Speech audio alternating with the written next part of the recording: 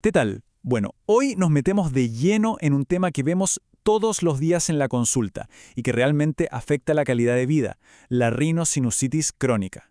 Vamos a hacer una revisión bien potente, bien al grano, pensada para el día a día del médico general en Chile y con esos datos clave que siempre preguntan en el UNACOM. Perfecto. ¿Cuál va a ser nuestra hoja de ruta? Súper simple. Primero, vamos a definirla bien y a ver cómo se diagnostica en la consulta. Segundo, vamos a separar las aguas y entender los dos grandes tipos que existen. Tercero, nos vamos a lo práctico. ¿Qué hacer en la atención primaria? Y ojo, para terminar, algo que es crítico, las banderas rojas y cuándo decir este paciente necesita un especialista. A ver, partamos por lo básico. Es que aquí es donde todo empieza, en el box de la atención primaria. El diagnóstico de la rinosinusitis crónica es, en su inicio, pura clínica, pura sospecha basada en una buena conversación con el paciente. Aquí la definición es clave y nos guiamos por las guías EPOS, que son la referencia. Es una inflamación de la nariz y los senos paranasales, sí. Pero fíjense, lo que realmente la hace crónica, el apellido de esta enfermedad, es el tiempo, 12 semanas o más. Eso es lo que la separa de un resfrío que se alargó o de una sinusitis aguda. Entonces, ¿cómo la sospechamos en la consulta? Se necesitan al menos 2 de estos 4 síntomas. Pero ojo acá, que el criterio es bien estricto. Necesitamos sí o sí que al menos uno de esos síntomas sea o la nariz tapada o el goteo nasal. Si no está uno de esos dos, por más que le duela la cara, no podemos plantear el diagnóstico con seguridad. Ok, ya tenemos la sospecha. ¿Y ahora qué? Bueno, el siguiente paso mental es clasificarla. Y la gran pregunta que nos va a cambiar el panorama y el manejo es, ¿esta rinosinusitis tiene o no tiene pólipos nasales? Créanme, esta diferencia es fundamental. Miren esta tabla porque resume perfecto las dos caras de la moneda.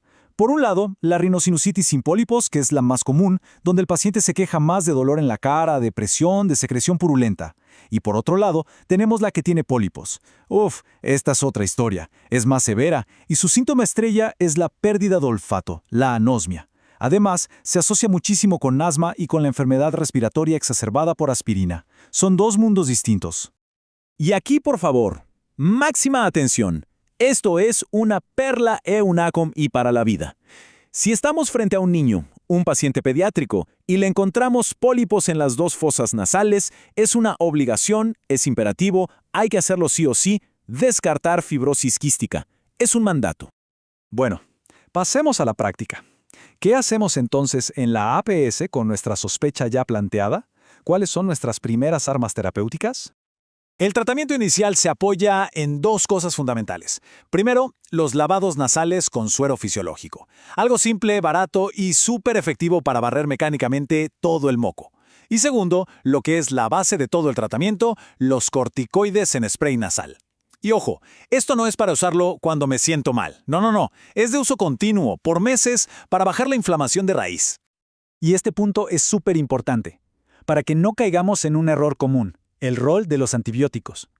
Para el tratamiento de mantención, de base, de todos los días, no están indicados. 0. ¿Cuándo sí los usamos? Solo y exclusivamente solo cuando hay una sobreinfección bacteriana aguda, una exacerbación evidente. Y en esos casos, los ciclos son largos, de 2 a 4 semanas. Ok, ahora cambiamos de switch. Y nos ponemos serios. Vamos a hablar de las banderas rojas, de esas señales de alarma que nos tienen que hacer parar todo y pensar de otra manera. La primera, y muy grande, es cuando los síntomas son de un solo lado. Si la nariz se tapa de un solo lado, si el moco sale de un solo lado, si el dolor es de un solo lado, o si sangra siempre del mismo lado, ahí se nos tienen que prender todas las alarmas y pensar, esto podría ser algo tumoral, como un papiloma invertido. Esto requiere derivación, y no para meses más. Y miren esto, porque es clave. Si aparecen síntomas en el ojo, que el ojo se sale, lo que llamamos proptosis, que se ve doble o que baja la visión, esto ya no es una sinusitis. Es una complicación de la sinusitis que se metió a la órbita. Y eso es una urgencia, derivación inmediata a un servicio de urgencias. Y acá llegamos al escenario más grave, el más crítico de todos. Si el paciente presenta un dolor de cabeza frontal terrible, insoportable, si tiene rigidez de nuca o cualquier compromiso de conciencia, estamos pensando en una complicación dentro del cráneo. Un absceso, una meningitis. Esto no es una urgencia, es una emergencia vital. Bueno, saliendo de las emergencias, ¿cuándo más derivamos al otorrino, pero de forma más programada? Los criterios son claros. Primero, si después de 2 o 3 meses de tratamiento bien hecho, el paciente sigue igual. Segundo, si sospechamos o ya sabemos que tiene pólipos. Tercero, obviamente, si aparece cualquier bandera roja. Y cuarto, si el diagnóstico no está claro o el paciente tiene otras enfermedades que complican el cuadro. Y para que sepan qué pasa después, qué se hace en la consulta del especialista, el estudio se completa. Se hace una endoscopia nasal, que es mirar con una camarita por dentro de la nariz para ver directamente qué está pasando.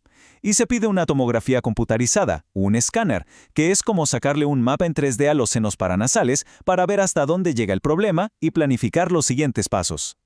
Entonces, para ir cerrando la idea, el rol del médico general es importantísimo. Es hacer la sospecha clínica, es empezar el tratamiento que corresponde con los lavados y los corticoides y, probablemente lo más crucial, tener el criterio para decir, hasta aquí llego yo, ahora lo tiene que ver el especialista. Y quiero terminar con una pregunta, una reflexión para la práctica diaria.